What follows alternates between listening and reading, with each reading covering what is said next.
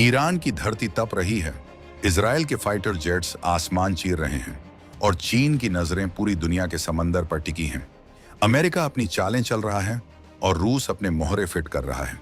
पूरी दुनिया को लग रहा है कि खेल सिर्फ बारूद और मिसाइलों का है।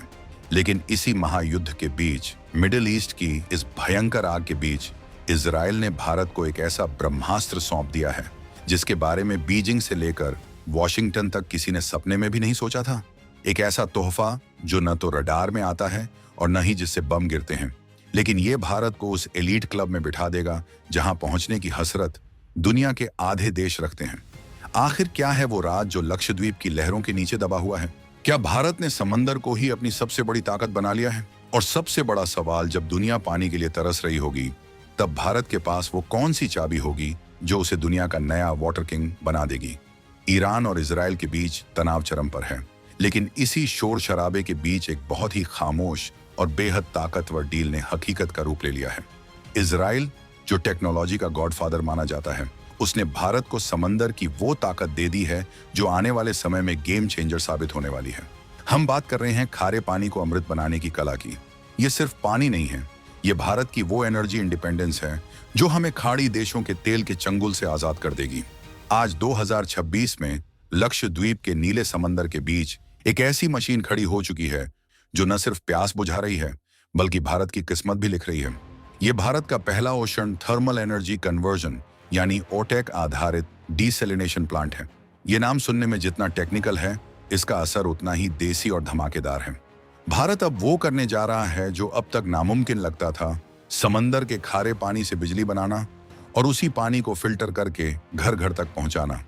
अब जरा पीछे मुड़कर देखिए, साल 2017 की वो तस्वीरें याद हैं? इजराइल का ओल्गा बीच, जहां प्रधानमंत्री नरेंद्र मोदी और बेंजामिन नेतन्याहू समंदर के किनारे नंगे पैर टहल रहे थे। उस वक्त दुनिया को लगा था कि ये बस एक दोस्ती वाली मुलाकात है, लेकिन असल में उस दिन एक बहुत बड़े बदलाव की नींव रखी गई थी। उस बीच पर एक खास गाड़ी खड़ी थी, जीएल वाटर टेक्नोलॉजीज का एक चलता फिरता प्लांट। नेतन्याहू ने मोदी जी को दिखाया था कि कैसे समंदर का नमकीन पानी मिनटों में पीने लायक मीठा पानी बन जाता है। मोदी जी ने वो पानी पिया और शायद तभी तय कर लिया था कि ये करिश्मा भारत की धरती पर भी होगा। आज 2026 में वो सपना हकीकत बनकर हमारे सामने खड़ा है। इजराइल ने अपनी वो सबसे कीमती टेक्नोलॉजी भारत के साथ शेयर की है, जिसके दम पर उसने रेगिस्तान में भी हरियाली उगा दी। ये दोस्ती का वो फर्ज है जिसे इजराइल ने निभाया है और भारत इसे कभी नहीं भूलेगा। लेकिन भाई, ये इतना आसान नहीं था। लक्षद्वीप के बारे में सोचिए, चारों तरफ पानी ही पानी, लेकिन पीने के लिए एक बूंद नहीं। यहाँ के लोगों को दशकों तक मीठे पानी के लिए तरसना पड़ा। या तो बारिश का इंतजार करो या फिर जहाजों से पानी आने का। बिजली के लिए भी वही हाल, कोची से डीजल मंगवाओ, जनरेटर चलाओ और फिर जाकर कहीं बल्ब जलता था। मॉनसून के दिनों में तो हालत और खराब हो जाती थी। लेकिन अब सीन बदल चुका है। लक्षद्वीप अब किसी पर निर्भर नहीं है। यहाँ जो ocean thermal energy conversion plant लगा है, वो दुनिया के लिए एक मिसाल है। ये प्लांट समंदर के तापमान का इस्तेमाल करके बिजली बनाता है। सोचिए, फ्री की धूप, फ्री का समंदर और फ्री की बिजली। ये है 2026 का नया और आत्मनिर्भर भारत। ये प्रोजेक्ट सिर्फ इंजीनियरिंग का नमूना नहीं है, ये भारत की शान का प्रतीक है। अब थोड़ा टेक्निकल बात करते हैं, लेकिन बिल्कुल आसान भाषा में। इस मशीन का काम करने का तरीका बड़ा ही जादुई है।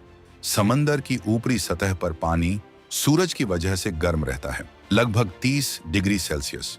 लेकिन जैसे ही आप गहराई में जाते हैं, करीब 1000 मीटर नीचे, तो पानी एकदम बर्फ जैसा ठंडा होता है, लगभग 8 डिग्री से भी कम। अब इंजीनियरों ने क्या किया?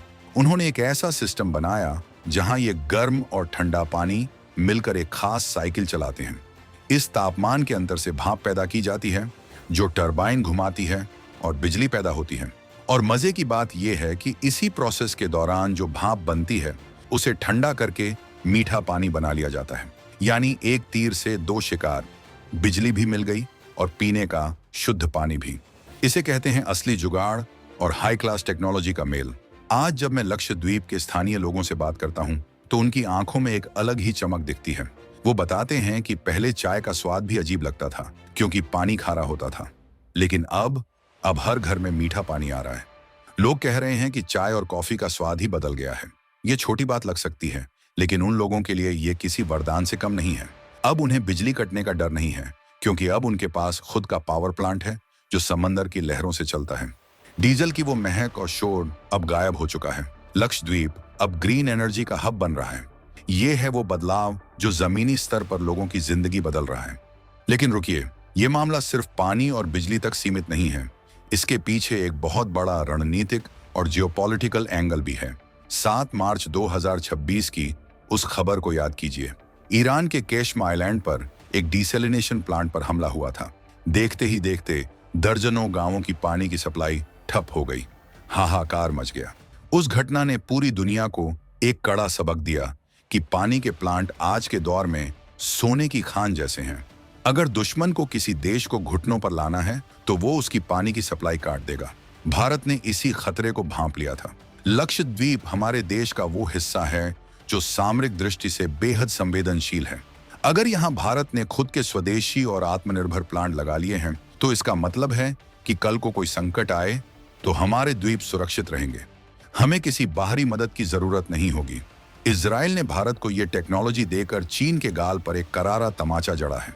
चीन चाहता था कि वो हिंद महासागर में अपना दबदबा बनाए, लेकिन भारत ने अपनी स्वदेशी ताकत और इजराइल जैसे भरोसेमंद दोस्त के साथ मिलकर अपनी स्थिति इतनी मजबूत कर ली है कि अब कोई हमें आंख दिखाने की हिम्मत नहीं करेगा। हम सिर्फ तकनीक सीख नहीं रहे हैं, बल्कि अब हम इसे अपने हिसाब से कस्टमाइज कर रहे हैं।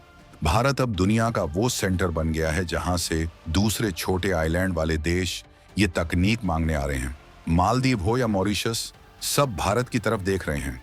हम अब सिर्फ लेने वाले नहीं, बल्कि दुनिया को देने वाले बन गए हैं। ये है वो एलीट क्लब जिसमें भारत की एंट्री हो चुकी है। आज जब पूरी दुनिया पश्चिम एशिया के युद्ध और तेल संकट की वजह से कांप रही है, तब भारत के प्रधानमंत्री का आत्मनिर्भरता वाला विजन सुरक्षा कवच बनकर सामने आ रहा है। राज्यसभा में मोदी जी ने कहा था कि हमें हर हाल में आत्मनिर्भर होना होगा, और आज लक्षद्वीप का ये प्लांट उस बयान की सबसे बड़ी गवाही दे रहा है। तेल महंगा हो या बंद हो जाए, भारत के पास अब अपनी खुद की एनर्जी बनाने का तरीका है। ये प्रोजेक्ट पर्यावरण के लिए भी वरदान है, क्योंकि इसमें कोई कार्बन उत्सर्जन नहीं होता, कोई प्रदूषण नहीं, बस शुद्ध हवा और शुद्ध पानी। हम अपनी आने वाली पीढ़ियों को एक साफ सुथरा भारत सौंपने की तैयारी कर रहे हैं। इस पूरी कहानी में एक और दिलचस्प मोड़ है। भारत की इस कामयाबी से सबसे ज्यादा मिर्ची किसको लगी होगी? जाहिर है उन ताकतों को जो भारत को हमेशा पिछड़ा हुआ देखना चाहती थीं, जो सोचती थीं कि भारत हमेशा पुरानी टेक्नोलॉजी पर ही निर्भर रहेगा। लेकिन 2026 का भारत अलग है। यहाँ का युवा, यहाँ के वैज्ञानिक और यहाँ की सरकार रिस्क लेना जानती है। ओशन थर्मल एनर्जी का ये मॉडल दुनिया के लिए एक केस स्टडी बन गया है। इजराइल ने तो हमें रास्ता दिखाया, लेकिन उस रास्ते पर दौड़ना और अपनी मंजिल तक पहुंचना, ये पूरी तरह से भारतीय टैलेंट का कमाल है। केंद्रीय मंत्री जितेंद्र सिंह ने भी साफ कर दिया है कि अब बिजली कटौती जैसे शब्द लक्षद्वीप की डिक्शनरी से बाहर हो जाएंगे।